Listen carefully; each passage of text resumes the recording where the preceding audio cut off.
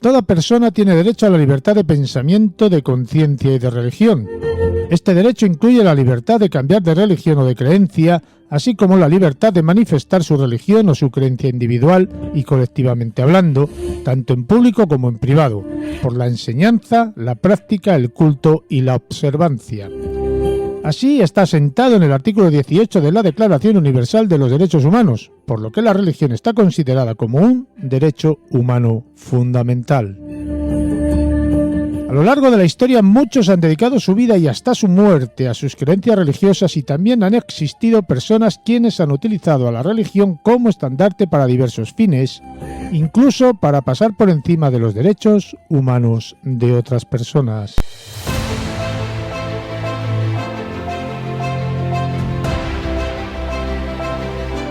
José Carlos, buenas noches, bienvenido. ¿Cómo estamos, amigo?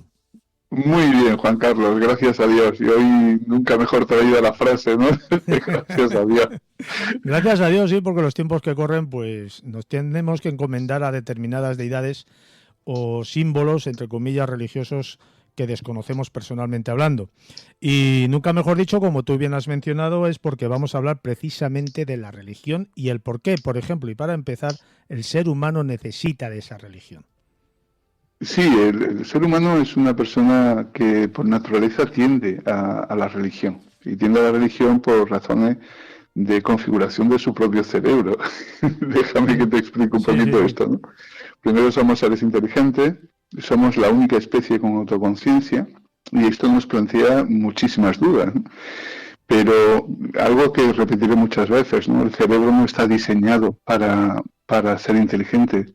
Está diseñado para hacernos sobrevivir en las más diversas circunstancias. Y esto hace que necesitemos, seamos seres sociales y necesitemos de integrarnos dentro de un colectivo y dentro de una sociedad determinada.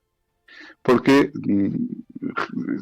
genéticamente se ha demostrado que en grupo, en tribu, en ciudades, la posibilidad de supervivencia es mayor.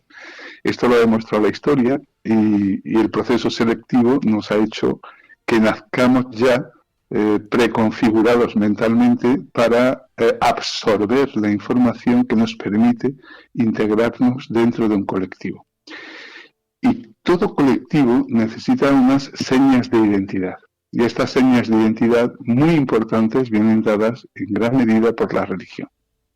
Por eso la religión forma una parte integrante de todas las culturas a lo largo de la historia, en todas las civilizaciones, ¿no?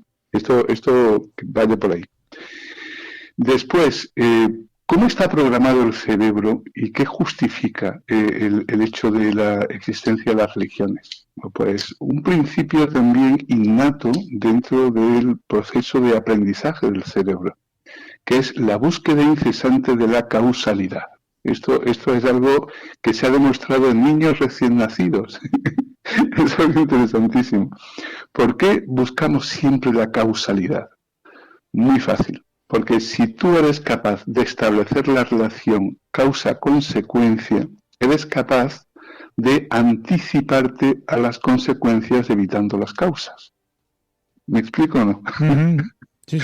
De tal manera que si tú por experiencia metes un enchufe y te da un calambrazo, estableces una relación causa-consecuencia. Si meto el enchufe me da un calambrazo, y lo que tengo que hacer es evitar la causa para evitar el calambrazo, lógicamente, ¿no? Para evitar la consecuencia, efectivamente. Evidentemente, ¿no? Y esto está demostrado que es un principio innato del cerebro. De tal manera que nosotros nos movemos en esta búsqueda incesante desde que estamos en la cuna, desde que nos miran, ¿no? Y otra cosa muy interesante, y es que estamos programados también genéticamente para enfocar nuestra atención en las variaciones que se producen en nuestro entorno. Esto es interesantísimo también, ¿no? De tal manera que cuando todo transcurre normal, pues digamos que nuestra mente está en off y descansa, ¿no? Y está divagando. Pero cuando se produce la más leve alteración dentro de nuestro entorno, automáticamente enfocamos la atención a esto, ¿no? Lo que estoy explicando es muy, muy interesante porque está en la base misma de la necesidad de la religión en el constructo social. Y ahí yo me remito pues a un libro que publicó hace poco José Antonio Marina, el famoso filósofo, ¿no? Historia visual de la inteligencia, donde nos habla, fíjate qué cosa más interesante, de la inteligencia social. Él concibe la sociedad como si fuera un conjunto, cada individuo una neurona que compone un único cerebro que funciona al unísono, ¿no? Esto es interesantísimo. ¿Qué es lo que hace que este cerebro, compuesto por millones y millones de individuos, funcionen de forma uniforme en una dirección determinada? Pues el constructo social. Y dentro del constructo social, que es el pensamiento dominante en una sociedad, las creencias de una sociedad, es lo que impulsa la energía del movimiento hacia dónde vamos como sociedad. Fíjate qué cosa más interesante nos dice José Antonio Marina, que además establece 4 eras o hitos en la evolución de las religiones en la sociedad, ¿no? Él habla de una primera era, del sedentarismo. Yo creo que ya tenemos nociones sobre el mundo mágico religioso previo al sedentarismo. El sedentarismo es cuando nos organizamos en urbes, en ciudades, y se asocia a algo tan esencial como es la agricultura, ¿no? Cuando el hombre se establece, cultiva la tierra, se produce un exceso, ¿no?, de grano. Este grano hay que almacenarlo, este almacén hay que cuidarlo, se genera el comercio y a partir de ahí aparecen las grandes ciudades. Bueno, pues es uno de los grandes hitos. Pero yo creo que antes, fíjate ya, Iker Jiménez lo trata muy bien esto, ¿no? En las cuevas prehistóricas, el sentido mítico religioso que podían tener los dibujos que adornan las paredes, ¿no?, de Altamira, por ejemplo, ¿no? Hay un programa precioso, ¿no?, donde a la luz de una hoguera esos dibujos en las paredes bailaban cobrando movimiento, ¿no? Y la resonancia de la voz pues nos hacían imaginar a un chamán y ese ambiente casi mágico, ¿no?, que presumiblemente era potenciado con alguna que otra hierba, ¿no?, o algún que otro hongo, ¿no?, como también se ha demostrado, ¿no?, en los psicotrópicos estos que tomaban. Esta sería la primera, el sedentarismo. Yo creo que es anterior, ¿no?, la influencia.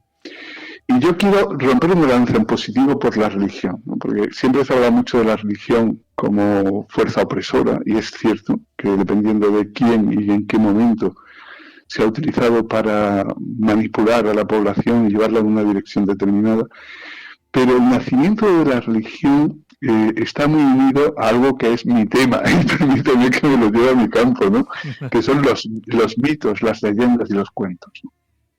Y yo ahí estoy muy de acuerdo con un autor italiano, con Giambattista Vico, que en el siglo XVIII, hacia 1725, escribió un libro que se llama Ciencia Nueva, donde nos afirma que las religiones, los mitos, son tentativas imaginativas de resolver los misterios de la vida, claro, y del universo. Esta es la clave, ¿no? Y claro, en esta clave de esta tentativa imaginativa de resolver los misterios de la vida y del universo, me voy a el principio de mi respuesta a tu pregunta, ¿no? La búsqueda incesante de la causalidad para poder tener la sensación del control de nuestras vidas. Esta es la clave, ¿no?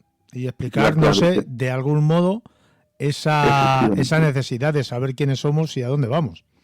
Efectivamente. Y también todo esto es importante. Claro, se podría explicar de un modo también, podría dar explicación también a la creencia de la reencarnación, ¿no?, de alguna manera. Por ejemplo. Yo creo que esa necesidad genética que has mencionado al principio, que es inherente al ser humano, somos especie y nos comportamos genéticamente hablando o en esa memoria genética inherente al ser humano de un modo como especie. Y yo estoy en esa posición, por decirlo de algún modo, donde se piensa, o yo pienso, que nacemos cada uno genéticamente hablando con unas determinadas capacidades para unas cosas y otros para otras, ¿no? Hay gente que tiene, no sé, por ponerte un ejemplo, hay gente que tiene habilidad para poner ladrillos, hay otros que tienen habilidad para hacer cuentas. Por ejemplo. No, pues eso somos la combinación maravillosa de más de 16.000 genes. Y yo siempre pongo el mismo ejemplo. Un piano tiene entre 80 y 96 teclas, ¿no? Sí. Pero en esas teclas están contenidas todas las sinfonías, todas las partituras, y cada una es diferente, porque basta cambiar el ritmo, basta cambiar la combinación para que suene de una forma o suene de otra. Y lo que potencia o no nuestros genes, en definitiva, viene dado por una parte por la genética, pero también por la experiencia.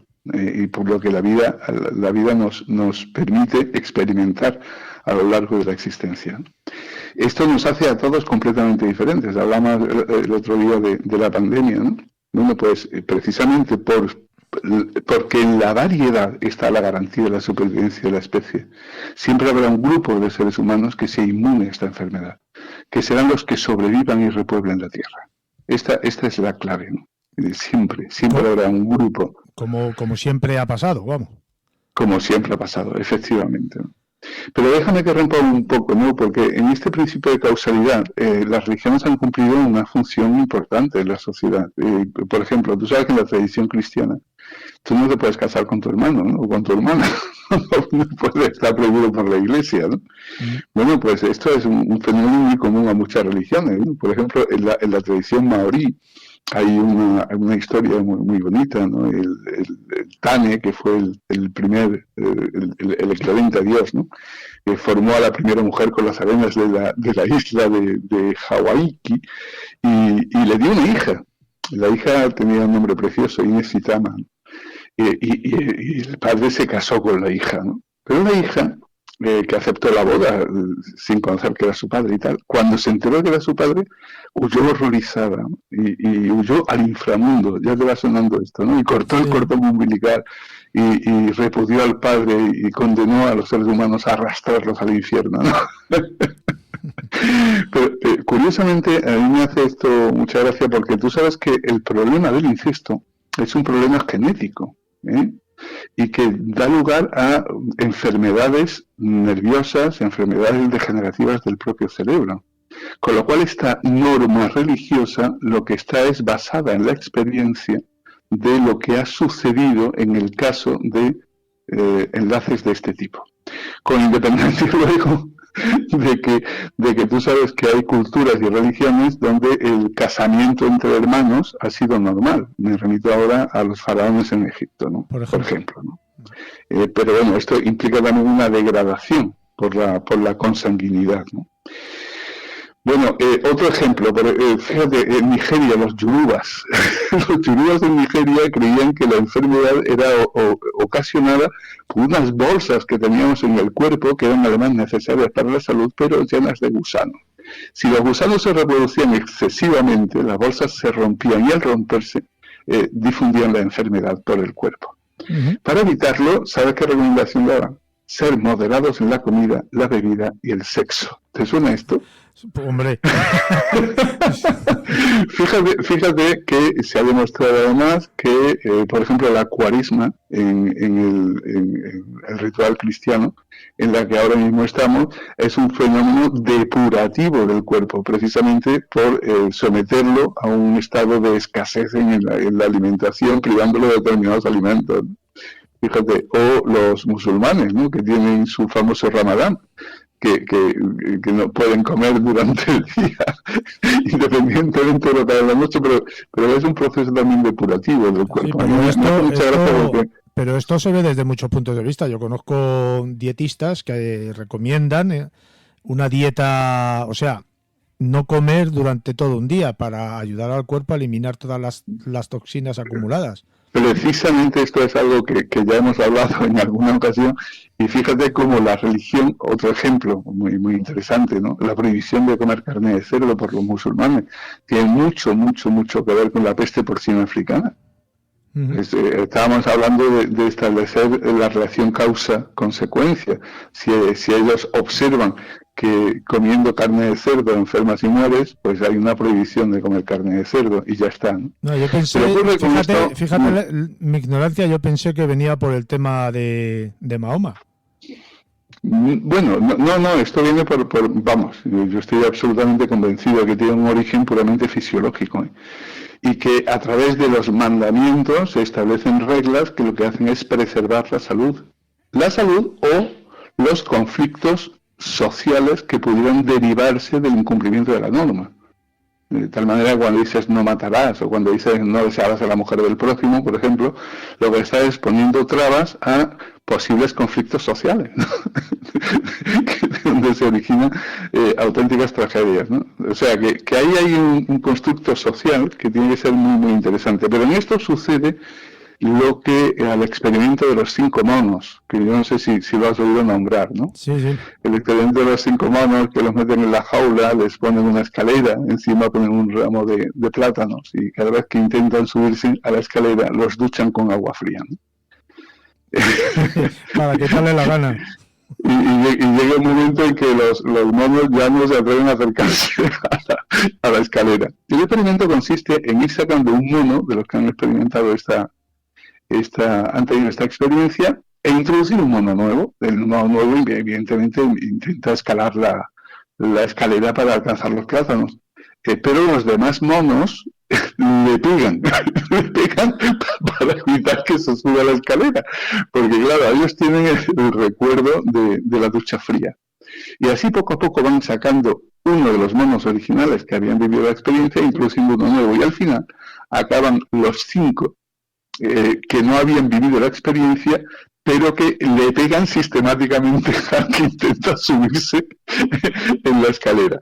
Este es el constructo social del que nos habla José Antonio Marina. Y es cierto que muchos de los principios que inspiran la religión posiblemente en su origen tuvieran un significado, pero que a lo largo del tiempo y la evolución de la sociedad lo han perdido completamente, pero seguimos reproduciendo el mismo esquema mental que dio origen al caso, ¿no? Y esto es muy, muy interesante, ¿no? Ya no se reflexiona. Pero bueno, después hay una segunda era, que dice Marina, que es la era del Dios bueno. Yo el Dios bueno lo asocio a la entrada de las religiones monoteístas, ¿no? Con alguna excepción. Que me perdonen los musulmanes que me estén oyendo, pero yo la yihad no la considero el Dios bueno, ¿no? El justificar la muerte, la expansión de la religión y la muerte del hereje, no lo considero esto como un Dios bueno, ¿no? Pero el Dios bueno, fíjate la diferencia del Dios del Antiguo Testamento, el Dios que le pide a Abraham que sacrifique a su hijo para demostrar la fe y que es capaz de asolar Sodoma y Gomorra porque todos son pecadores. Este es el Dios justiciero, ¿no? Al Dios del Nuevo Testamento, ¿eh? El Dios del Nuevo Testamento, que es el Dios bueno, el que predica el amor al prójimo, el que predica el no juzgar al prójimo, el que predica el ser bueno tú para merecer entrar en el cielo, ¿no? Fíjate la diferencia, ¿no? Y después la tercera gran religión monoteísta, ¿no? El budismo, que parte del mismo principio, ¿no? Recuerdo que me llamó muchísimo la atención cómo los monjes tibetanos lo primero que hacían era sacudirse los pies y orar, pidiendo perdón por las posibles hormigas que hubieran matado sin darse cuenta, ¿no? El tremendo respeto a la vida que se respira en esta religión. Y la búsqueda del bien, pero desde el interior, que yo creo que es la gran diferencia entre las religiones orientales y la occidental, las occidentales, ¿no? No se juzgan las acciones, sino la búsqueda de la paz interior. La conversión espiritual desde el interior. Y en este sentido, creo que tenemos mucho que aprender de ellos, ¿no? Yo creo que mucho más de lo que nos pensamos muchas veces. Uniendo un poquitín esa genética que hablábamos hace un rato y llevando esto, por ejemplo, a unos cauces más oscuros, por así decirlo, en ese afán, ¿no?, que tiene el ser humano de supervivencia, genéticamente hablando, pues también está el de dominación, ¿no?, como especie, de estar por encima de los demás y ese sometimiento de los demás bajo unas directrices que se pueden llegar hasta inventar. Y hablo en este caso de la religión porque estamos hablando de ello, podríamos hablar de cualquier gobierno y de cualquier otra cosa. Hay tres factores, hay tres factores que son determinantes y que vienen programados, ¿no? Uno es el espacio, otro es el poder y otro es el sexo. Fíjate, estos 3 factores que son determinantes y que son el motivo en gran parte de muchísimas de las guerras.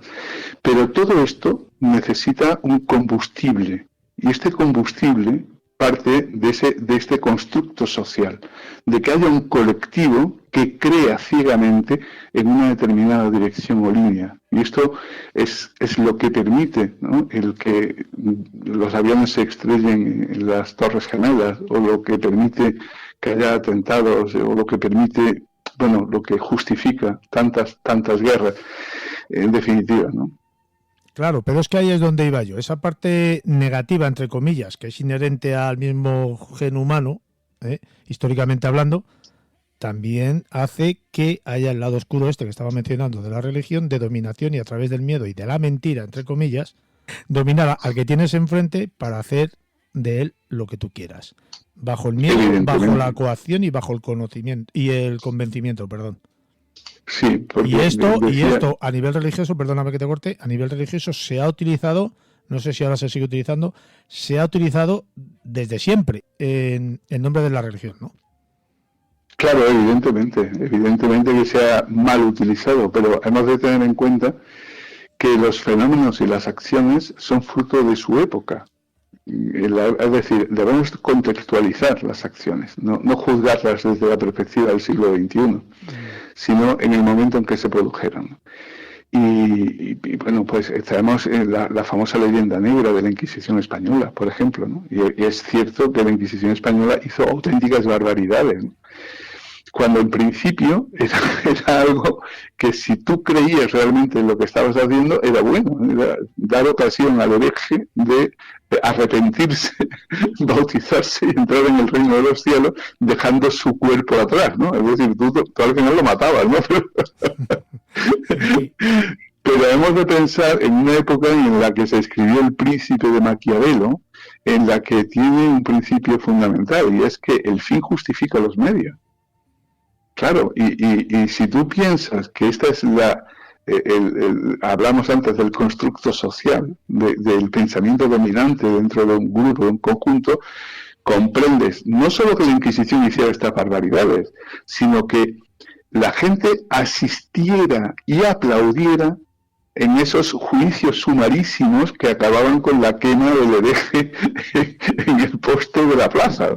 Y dice, bueno, ahí tiene el hereje de Miguel Delibes, por ejemplo, ¿no?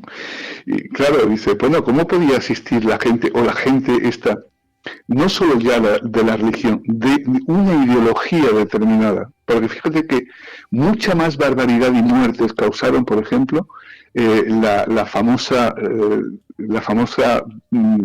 la década negra, ¿no?, de la Revolución Francesa, con los jacobinos y la guillotina, ¿no?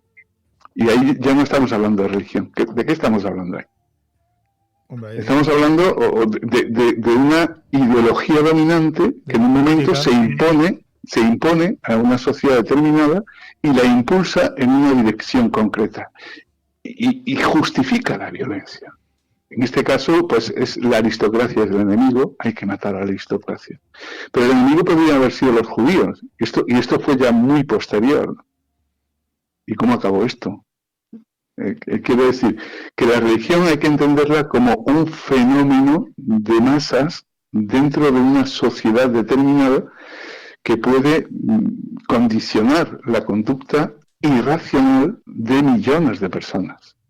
Que no justificar. No justificar, ¿no? No, en absoluto, yo no justifico. Pero sí que hay que, insisto, ver los acontecimientos en el contexto histórico en que se produce. Eso es. Esto que estás diciendo es muy importante, yo lo digo varias veces en algún programa que otro. Una cosa es analizar la historia y otra cosa es juzgar la historia con el pensamiento y la sociedad que tenemos hoy en día. No se puede juzgar porque no estuvimos allí, no sabemos la mentalidad que había entonces y cómo estaban adoctrinados, entre comillas, en aquel momento. Para ellos lo que era bueno, hoy en día para nosotros es malo. Y muchas cosas que a lo mejor para ellos fueron malas, para nosotros son buenas. No se puede juzgar. Fíjate, Dime. Hemos hablado antes de la necesidad de supervivencia, ¿no? Veníamos programados para sobrevivir. Y hemos hablado también de cómo este constructo social presta energía a la sociedad para actuar en una dirección determinada. Si nosotros nos vamos a la primera obra literaria que tenemos escrita en castellano, que es el poema del mío Cid, cuando ellos entran en batalla, ¿qué gritan los musulmanes? Y lo escribe así el poeta: por Mahoma gritan los musulmanes, por Santiago grita la cristiandad. Es decir, asumimos la religión, en este caso, como seña de identidad de un pueblo en pugna, pero en pugna por su propia supervivencia, porque ahí estaban las entradas, ¿no?, de los musulmanes o de los cristianos en territorio musulmán, asaltando con pillaje, esclavizando, robando. Claro, para ellos era una cuestión de supervivencia. Tenían que tener frente a sí a un enemigo y tenían que identificar al enemigo.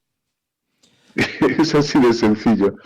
Pero, ojo, es muy fácil crear un enemigo si no tenemos cuidado. Incluso, perdóname, puede ser un enemigo ficticio.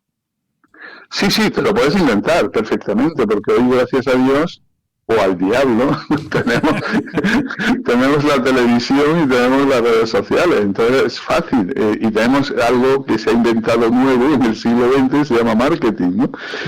Y claro, es muy fácil, decía Lenin, ¿no?, que tú repites 10.000 veces una mentira y la gente la asumirá como verdad, y ya está. Y una vez que se ha asumido como verdad, pues es esa energía o ese fuego que está incendiando las calles de Barcelona. Por ejemplo. Por ejemplo, ¿no? Por ejemplo. Claro, fíjate que del Dios bueno, la tercera era, que nos dice José Antonio Marina, es la era de la rebeldía. Claro, la era de la rebeldía es esta era a la que mucha gente no llega. La rebeldía nace, si me permites, con René Descartes. Diga la República. Es decir, no te crees nada que no puedas probar fehacientemente. Estoy con él desde el principio. Pero es que la gente hoy se cree cualquier cosa. Se cree cualquier cosa. Es que, José Carlos, en cierto modo somos cómodos y egoístas por esa comodidad que pretendemos tener siempre. Entonces, ¿cuál es lo que nos conviene? ¿Creernos esto? Pues me lo creo y ya está. Y no pasa nada, porque así no tengo necesidad de luchar contra algo que desconozco, que se llama curiosidad y aprender. Claro, curiosidad y sobre todo coherencia y honestidad con uno mismo. Es decir, creo lo que puedo probar y aquello que no sé lo pongo en duda, simplemente lo pongo en interrogaciones. No lo niego, pero lo cuestiono. No lo niego, pero lo cuestiono, evidentemente, porque no tengo la prueba fehaciente de que esto sea así. Uh-huh. Y lamentablemente, y esto, bueno, pues no lo digo yo tampoco, lo dice un famoso filósofo español, ¿no? Ortega y Gasset, ¿no? Que es más fácil seguir la corriente que tratar de justificar una postura personal basada en hechos o razonamientos. Es más fácil, es más fácil dejarse llevar, sí. Evidentemente, ¿no? Entonces, cuando hay una cultura dominante que todo el mundo es feminista, pues todo el mundo es feminista y nadie se cuestiona, oye, ¿es verdad esto que se dice? ¿Dónde están los datos que lo demuestran? Por ejemplo. Bueno, creo que mencionamos que no estoy cuestionando ahora el feminismo. No, ya sabemos que es como un ejemplo, estoy pensando ahora en Robert Sarac, ¿no? En el cardenal Robert Sarac, en el libro este de Amanece ya es tarde y anochece, ¿no? En que se nos habla de, ojo, que estamos llegando a la cuarta era de José Antonio Marina. Y ahí fíjate que enlazan los dos, ¿no? Que es, él la llama la era poshumanista. Bueno, el cardenal Robert Sarac nos alerta de que se están creando nuevas religiones con una vocación universalista dentro de este mercado común que se trata de crear, ¿no? Esta aldea global, ¿no? Y entre otras, pues, por ejemplo, la ecología, donde se nos habla de un calentamiento global que, bueno, por causas humanas y tal, y bajo esta bandera, una persona de Australia y de España se sienten más cercanas, más unidas en este pensamiento de energía común, que con su vecino de al lado. con quien tiene muchas más cosas en común, ¿no? Y es algo que se nos está inculcando de una forma sistemática a través de los medios de comunicación. Luego, las religiones posmodernas posiblemente poco tengan que ver con Dios, al que se le está matando sistemáticamente. Estamos anulando la idea de Dios. Parece que estorba a la humanidad la idea de Dios, ¿no? No, yo creo que a la humanidad no, a determinada gente. Bueno, pero lo están consiguiendo, ¿eh? Hombre, pero es lo que tú has mencionado. 1000 veces dicha una mentira parece verdad. Pero también hay que tener en cuenta ese otro dicho, que ahora no me acuerdo quién lo mencionó, no de que muchas mentiras, o sea, muchas supuestas verdades basadas en una gran mentira, cuando esa mentira de abajo se rompe, todo se cae. Bueno, todo se cae, pero estamos aquí hablando de algo que es muy importante, que es la necesidad o no del sentido de la trascendencia del ser humano, de esa autoconciencia, claro, pero y de la gran interrogante que se nos plantea a todos en algún momento de la vida, ¿no? Que hay más allá de la muerte. Pero es por dar significado a nuestra existencia y por darle esa preponderancia en el sentido de ¿para qué estoy aquí?, ¿no? Si todo esto termina una vez que el cuerpo fallece, pues ¿qué sentido tiene la vida? ¿Qué sentido no solamente la vida? Seguir un camino correcto y bueno. No sé si me explico. No hacer daño a tus semejantes, luchar por el bien de todos, el amar, lo que hemos hablado. Muy bien, mira, en esta línea, yo invito a nuestros oyentes a releer un libro que probablemente se hayan ya leído. Yo sé que hablo mucho de libros, pero a ver, es mi mundo, ¿no? Yo os invito a que releáis San Manuel Bueno Mártir de qué bueno. Esto lo hemos leído todos prácticamente. Porque lo que tú acabas de afirmar es la tesis de ese libro. Pues lo que tú acabas de afirmar. Es decir, si yo no tuviera fe, que es el planteamiento de San Manuel, la gran revelación de San Manuel, habría que inventarla y habría que actuar como si la tuviera, porque la bondad se justifica a sí misma. Esa es la clave de San Manuel. San Manuel, pues a lo mejor saque la idea de ahí, vete tú a saber. Bueno, son ideas inconscientes que bueno. El caso es que debemos de tener en cuenta que el ser humano, los que estamos abajo de esta pirámide de no sé si llamarle clasificadora, ¿no? De poder a menos poder, me quiero referir. Los que estamos abajo siempre somos los que, entre comillas, somos manipulados para defender los intereses, las creencias y lo que los de arriba quieran hacer. Y nos manejan como si fuéramos verdaderos títeres. De modo que vamos hacia donde ellos quieren, como ellos quieren y cuando ellos quieren. Tú no olvides nunca la frase con la que empezamos de José Antonio Marina, de esta inteligencia social, que yo creo que es una aportación realmente brillante de José Antonio Marina, ¿no? Como si cada individuo fuéramos una neurona que necesita coordinarse para moverse hacia una dirección en conjunto. ¿Cómo se consigue esta energía? Pues dándonos una idea, dándonos una idea por la que luchar, ¿no? Y seremos capaces de cualquier cosa por conseguir esta idea si realmente estamos convencidos de que es la idea y de que es lo que la mayoría piensa. Con tal de no llevar yo lo contrario, claro, no tener que justificar. Estarás entonces de acuerdo, entre comillas, conmigo. Yo pienso que puede llegar a existir una especie de conciencia colectiva.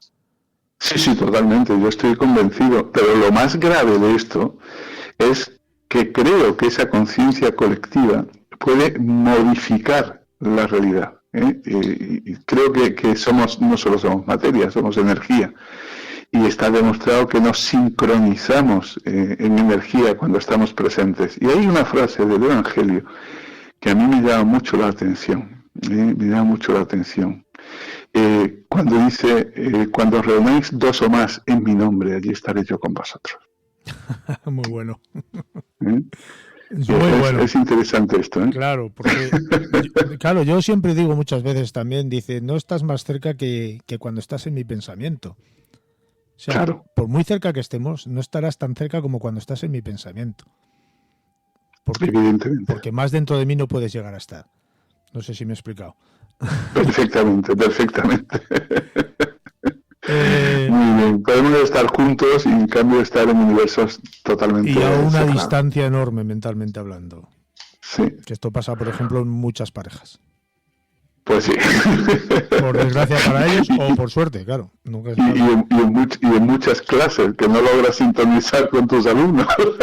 Bueno, tú que eres profesor también, que eres maestro, pues sabrás de la dificultad que tiene el poder inculcar a las mentes tan ansias, tan, ¿cómo las llaman? Esponjas, ¿no? Tan ansias de sabiduría de un modo acorde a lo que ellos necesitan y cómo lo necesitan. Porque no es lo mismo. Bueno, ya lo hemos hablado más de una vez, no se puede enseñar a todos por igual porque no todos son iguales. Evidentemente. ¿Sí? Oye, pues el tema da para mucho más. Sí, pero bueno, tenemos más días, ¿no? Siempre nos pasa igual, Juan Carlos, siempre nos pasa igual. Bueno, yo creo que si lo dejamos aquí con una breve reflexión, si quieres, o alguna otra cosa que quieras añadir. Sí, yo quisiera añadir, bueno, pues que en principio las religiones nacen procurando explicar de alguna forma los fenómenos naturales, el sol, la luna, la lluvia, y como decía Claude Lévi-Strauss, ¿no? Tratando de armonizar dicotomías, ¿no? Lo masculino, lo femenino, el día, la noche, la lluvia, el sol, y tratar de justificar todo esto, ¿no? El ver los rayos cayendo desde el cielo y decir que, bueno, pues que hay ahí un Dios, ¿no? Que está enfadado, que está lanzando sus armas, que son los rayos, ¿no? O el volcán en erupción y está ahí Vulcano en la fragua fabricando las armaduras de los dioses, ¿no? Bueno, pues todas estas explicaciones son muy interesantes y forman parte del mito y de la mitología. Pero que no olvidemos, ¿no? Que no estamos hablando de si existe o no existe Dios. Energía primigenia, inteligente, que tiene además un proyecto de vida para cada uno de nosotros, está ahí presente. Y lo creo con toda rotundidad, ¿no? Pero también creo que la sociedad y las civilizaciones han tenido que evolucionar mucho y tienen que seguir evolucionando para alcanzar ese Dios bueno que está ahí para acompañarnos, para ayudarnos, ¿no? Para que seamos mejores personas. Yo me quedaría con esta reflexión. Y qué mejor sitio y lugar para buscar a ese Dios bueno, a esa parte buena del ser humano, que dentro de uno mismo, como bien has mencionado cuando hablabas del budismo, por ejemplo, ¿no? Por ejemplo. Uh-huh. José Carlos, lo dejamos aquí, ¿te parece? Me parece muy bien, Juan Carlos. Un placer hablar contigo, como siempre. Pues ya sabes, muy agradecido, un fuerte abrazo y te esperamos en un siguiente próximo programa. Muy bien. Un abrazo.